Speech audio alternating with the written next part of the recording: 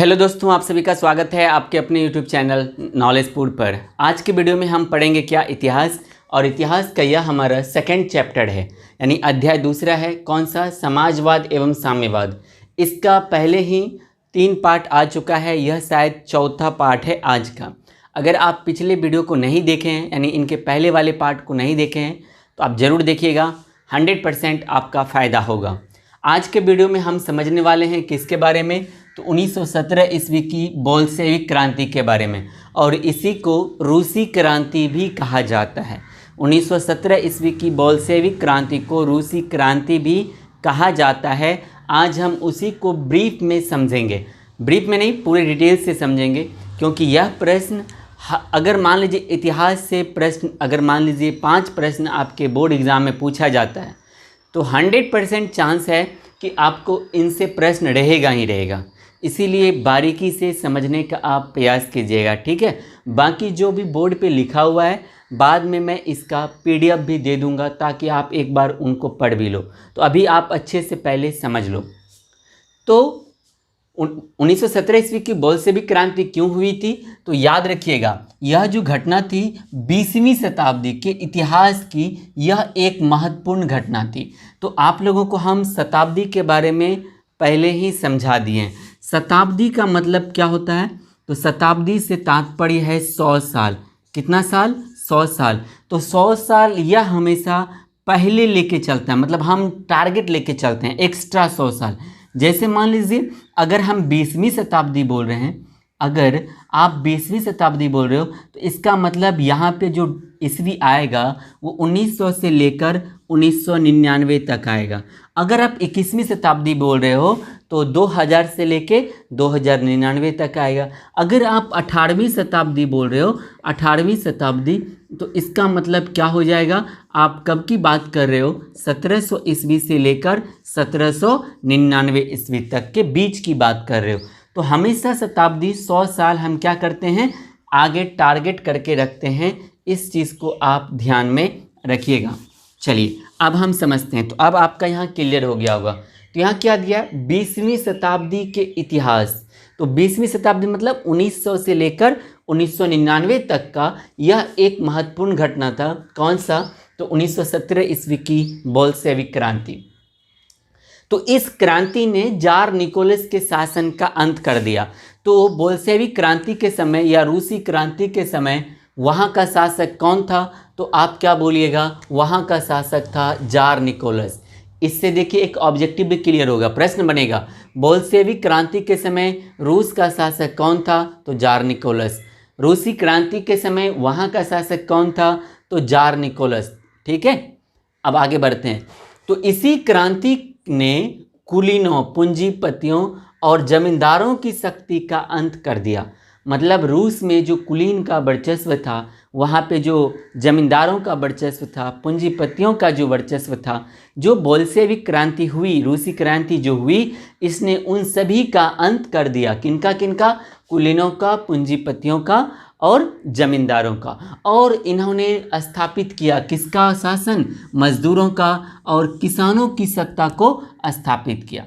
याद रखिएगा, रूसी क्रांति कब होती है? तो नवंबर 1917 ईस्वी में। याद रखिएगा, ऑब्जेक्टिव का यह बहुत ही पसंदीदा प्रश्न है। रूसी क्रांति कब घटी थी या कब हुई थी? रूसी क्रांति की घटना कब हुई थी? तो इसका आंसर क्या हो जाएगा? नवंबर 1917। क्या होगा? नवंबर 1917। चलिए अब देखिए, हम समझने का प्रयास करते हैं कि आखिर रूसी क्रांति के कारण क्या थे, आखिर रूसी क्रांति क्यों हुई थी, उनको समझते हैं। तो इनका सबसे पहला कारण था जार की निरंकुशता, की निरंकुशता एवं अयोग्य शासन, ठीक है। तो इसका क्या मतलब है जार की निरंकुशता? देखिए, रूसी क्रांति के मूल रूप से मैंने 5 कारण लिखे हैं। इतने तो कम से कम आपको लिखने ही पड़ेंगे आपके बोर्ड एग्जाम में, ठीक है। तो जार की निरंकुशता से क्या तात्पर्य है? तो 1917 ईस्वी से पहले रूस में किस वंश का शासन था? तो रोमनोव राजवंश का। तो यहाँ पे एक रोमनोव नाम का राजा था, इन्हीं के वंश का शासन था। कब? 1917 से पहले। और याद रखिएगा, रूस के शासक को जार कहा जाता है। ऑब्जेक्टिव में यह भी प्रश्न कई बार पूछा गया है, रूस के सम्राट को क्या कहा जाता है? जार कहा जाता है। रूस के शासक को क्या कहा जाता है? जार कहा जाता है। इस चीज़ को आप एकदम हेडलाइन कर लीजिएगा, ठीक है। रूस के शासक को क्या कहा जाता है? जार कहा जाता है। तो 19वीं सदी के मध्य तक यूरोप की राजनीति संरचना परिवर्तित हो चुकी थी।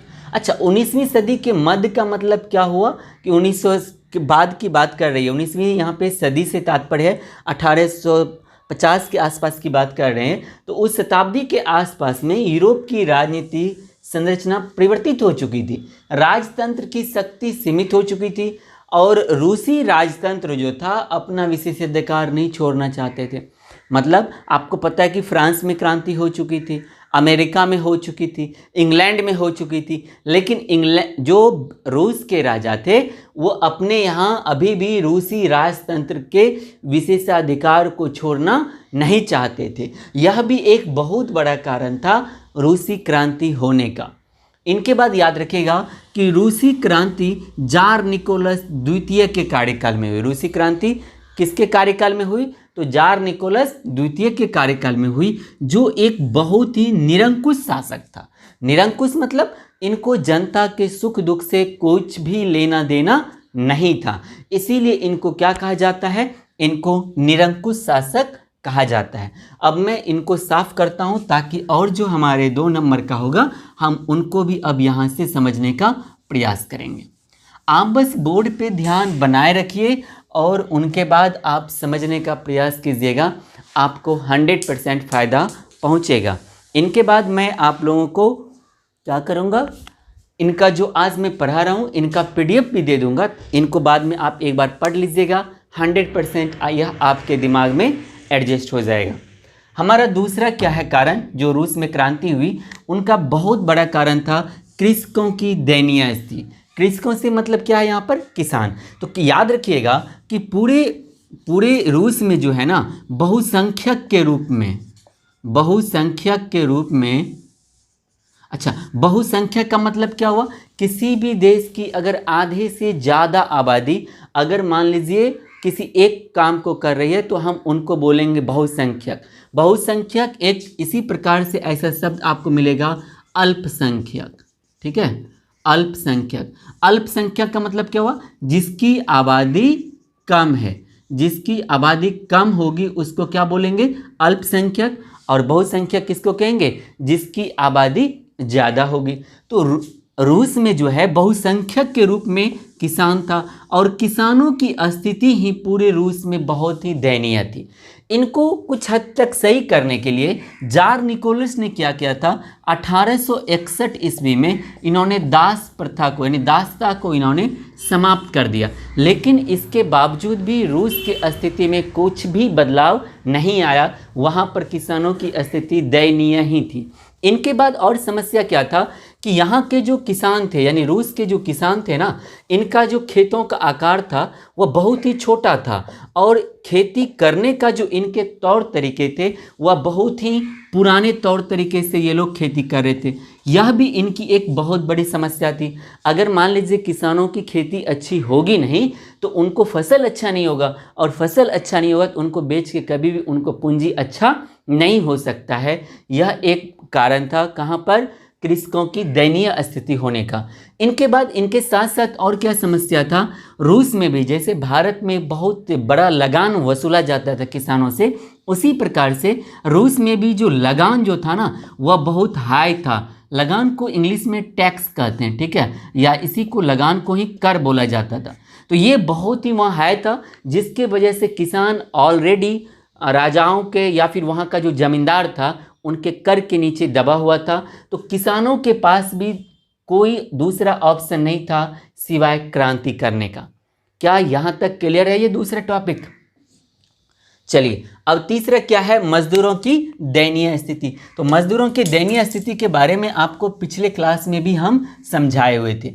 तो मजदूरों की दयनीय स्थिति से तात्पर्य है कि रूस में भी वहाँ के जो ऐसे लोग जिनके पास ना तो खेती था ना ही वह कोई रूस के सरकारी कार्यालय में या फिर उनकी सेना में काम करते थे, वो सभी के सभी मजदूर वर्ग के थे, वो सब के सब मजदूरी करते थे। इनके साथ जैसा और विश्व के देशों में हो रहा था, इनके साथ भी वही इनसे बहुत ही ज़्यादा काम करवाया जाता था, बहुत ही ज़्यादा कार्य करवाया जाता था। कार्य के बदले में इन्हें मुनाफा जो मिलता था ना, यानी कार्य के बदले में जो रुपया मिलता था वह बहुत ही ज़्यादा कम था, जो उनके दयनीय स्थिति को बदल नहीं पा रहा था। एक बहुत बड़ी समस्या ये थी। उनके बाद यहाँ पर भी दूसरे देशों के जैसे ही मुआवजा का कोई भी प्रावधान नहीं था। अगर किसी भी व्यक्ति का कार्य करने के दौरान अगर मृत्यु हो जाती है या फिर उनके शरीर का कुछ भी अंग डैमेज हो जाता है तो उनके बदले में उनको कुछ भी मुआवजा नहीं दिया जाता था। तो जिसके कारण वहाँ के मजदूरों के पास भी कोई दूसरा ऑप्शन नहीं था सिवाय क्रांति करने का। ये एक बहुत ही मूल कारण था, यह एक बहुत ही बड़ा कारण है रूस में क्रांति होने का। उसके बाद इसमें सबसे ज़्यादा जो इम्पोर्टेंट है वह है रूसीकरण की नीति। रूसीकरण की नीति से क्या मतलब है? अब देखिए, रूस जो था ना, रूस भी हमारे भारत के जैसे, हमारा भारत को कहा जाता है कि भारत विभिन्न धर्मों वाला देश है। भारत कौन सा देश है? विभिन्न धर्मों वाला देश है। हमारे यहाँ मूल रूप से हिंदू, इस्लाम, सिख, बौद्ध, जैन, ईसाई, यहूदी, ये 8 धर्मों के लोग रहते हैं। लेकिन रूस को कहा जाता है बहुत सारे देशों वाला, मतलब बहुल देशों वाला एक राष्ट्र कहा जाता है। क्योंकि रूस के जो, देखो अभी आप जो रूस जिसको जानते हो, इसको पहले कहा जाता था सोवियत संघ, और सोवियत संघ के अंतर्गत अभी एशिया का 12 से ज़्यादा देश उस समय आता था, जो अब और बढ़ चुका है, और कुछ देशों पे तो फिर से रूस अब फिर से कब्जा कर रहा है। तो अब यहाँ पर बहुत सारे देश थे, यानी सोवियत संघ में बहुत सारे देश थे। अब यहाँ पर सभी देशों, मतलब जो एक क्षेत्र के जो लोग रहते थे या फिर एक पार्टिकुलर देश के जो लोग थे, उनकी भाषा अलग थी। उनके बाद बहुत सारे लोगों की जाति अलग थी। अच्छा, इनके साथ साथ इन लोगों का धर्म अलग था। तो रूसीकरण की नीति के तहत अब जार निकोलस द्वितीय यह चाहता था कि सोवियत संघ रूस के जितने भी यहाँ पे रह रहे लोग हैं वो सब के सब एक ही भाषा को बोले और एक ही धर्म को माने। अब बताइए, कहीं ऐसा संभव है? जब आप व्यक्ति को फोर्सफुली, पहले से मान लीजिए जिनकी स्थिति बहुत ही दयनीय है, उनके बाद आप दबाव डाल के अगर उनको बोलिएगा कि नहीं तुम यह काम करो, तो कोई भी व्यक्ति उस कार्य को नहीं करेगा। और रूसीकरण की नीति ने कहीं ना कहीं सबसे बड़ा एक योगदान दिया रूस में क्रांति करने का, या फिर रूस में जो क्रांति हुई उसमें सबसे बड़ा कारण था क्या? रूसीकरण की नीति। रूसीकरण की नीति से तात्पर्य है कि वहाँ का शासक यह चाहता था कि उसके क्षेत्र में जितने भी व्यक्ति रहते हैं वो सभी के सभी एक ही भाषा, एक ही धर्म को माने। ठीक है, तो यह एक बड़ा कारण था। लाइट चली गई है, तुरंत लाइट आ भी जाएगा, तो आप मैनेज कीजिए। हम जो बोल रहे हैं आप उनको सुनने का प्रयास कीजिए। बाकी जो बोर्ड पे लिखा हुआ है मैं आपको PDF दे दूंगा। ठीक है, चलिए नंबर 4 है हमारा नंबर 5 है विदेशी घटनाओं का प्रभाव। विदेशी घटनाओं का मतलब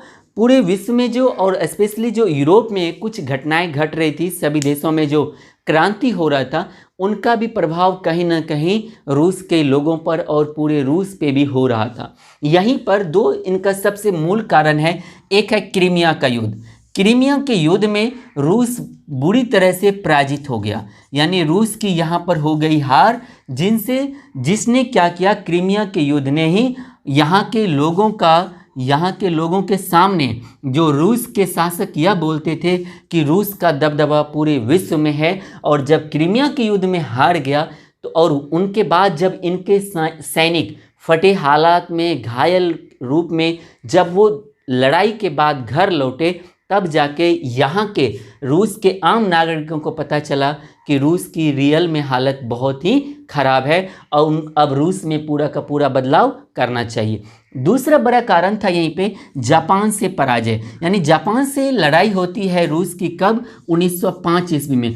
और एशिया के उस समय के छोटे से देश जापान से रूस बुरी तरह से पराजित हो गया, और इसने तो पूरे तरीके से ही रूस के शासक का पोल खोल के रख दिया, जिसके कारण अब पूरे रूस में जितने लोग थे, आम जनता के पास बस क्रांति के सिवाय कोई दूसरा ऑप्शन नहीं था। तो ये मूल कारण था जिसके वजह से क्या हुई, रूस में क्रांति हुई या फिर बोल्शेविक क्रांति हुई। याद रखिएगा, बहुत हद तक बोल्शेविक क्रांति और रूसीकरण की नीति या फिर बोलिए रूस की क्रांति, यह एक ही चीज़ है।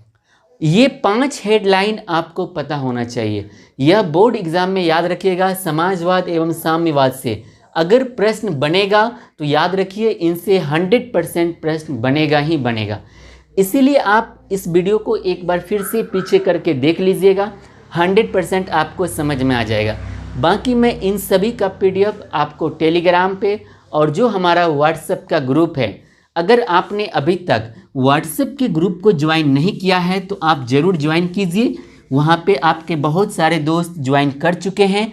वहाँ पे आप एक दूसरे के साथ डाउट का डिस्कशन कर सकते हैं। बाकी जितने भी फैकल्टी आपके शिक्षक हैं वो भी आपके डाउट को वहाँ पे क्लियर कर देंगे। तो आप इस व्हाट्सएप नंबर पे 6208494162 इस नंबर पर आप ज्वाइन कर लीजिएगा। इस नंबर पर आप मैसेज कीजिएगा अपना नाम के साथ में अपना सिटी, आप किस शहर से हैं ये दोनों लिख के आप मैसेज कर दीजिएगा।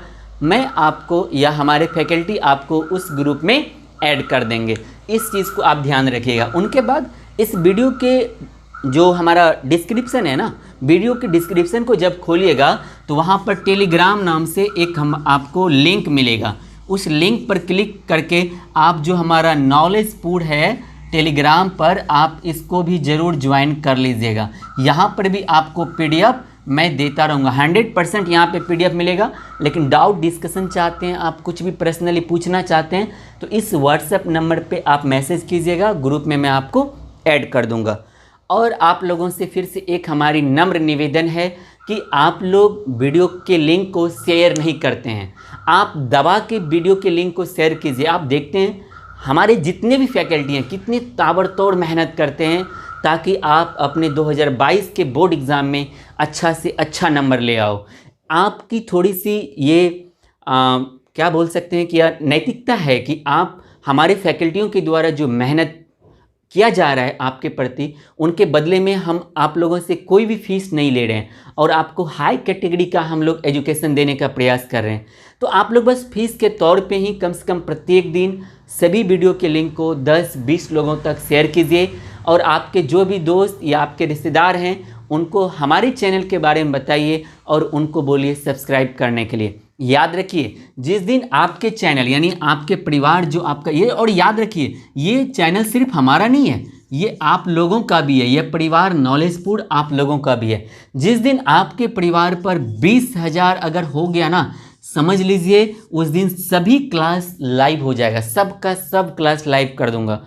लेकिन आपको ये टारगेट जल्दी से जल्दी मतलब हम लोग अचीव कर सकें, आप अचीव कर सको, इसमें आप थोड़ा सा ध्यान दो। मैं उम्मीद करता हूं आपको यह वीडियो अच्छा लगा होगा। अगर आपको यह वीडियो अच्छा लगा तो इस वीडियो के लिंक को अपने सभी दोस्तों के साथ, अपने रिश्तेदार में जो भी पढ़ने वाले हैं उनके साथ, और जो भी आप सोशल नेटवर्क यूज करते हैं उन सभी पर इनके लिंक को शेयर आप ज़रूर कीजिएगा। आपको अगर कोई डाउट है, कुछ भी अगर समझ में नहीं आया तो आप नीचे कमेंट कर दीजिएगा और इस व्हाट्सएप नंबर पे भी आप अपने डाउट को पूछ सकते हैं। हम मिलेंगे अगले वीडियो में, तब तक के लिए जय हिंद, जय भारत।